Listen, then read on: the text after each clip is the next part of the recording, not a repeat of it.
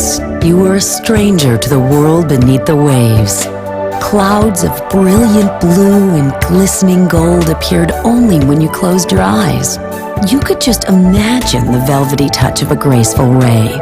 And dolphins swam with you only in your dreams. But now, you know, you've been touched by the sun, the sand, and the amazing world of Discovery Cove.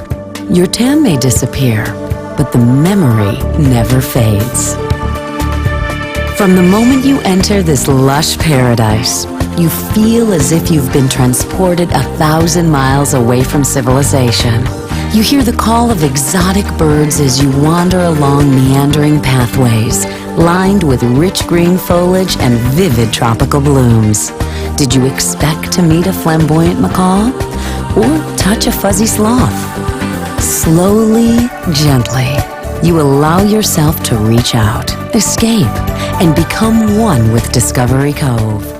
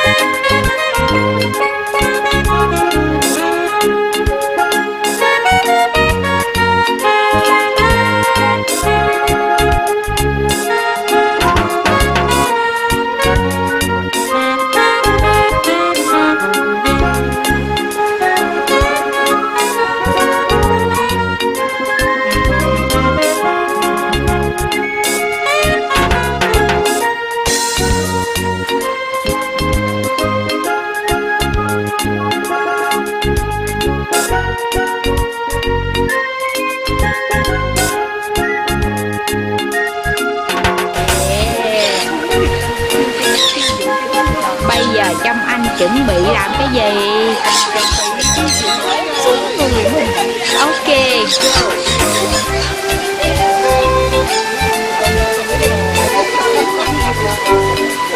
Lấy đồ ăn trước đi để dụ nó. Chị nói trên cây nó kêu quá kìa.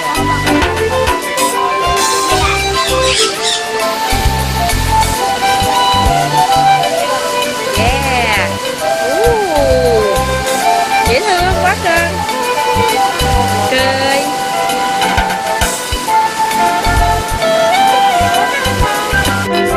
Được một con chim lên trên tay. Nó đậu luôn, sợ mình chết luôn. Xoay quanh. Nếu làm gì sợ nó tự nó nhảy đó. Ok.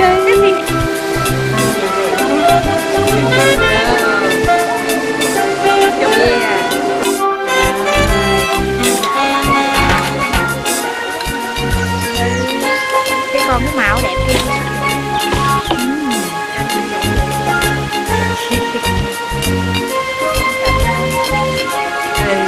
Có cái con xanh nó muốn ra đi nó kìa, nó salami kìa.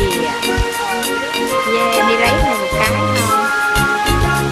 Lại đi cái cho nó lên tay trên lại đi. Đi cầm người kia nó sợ.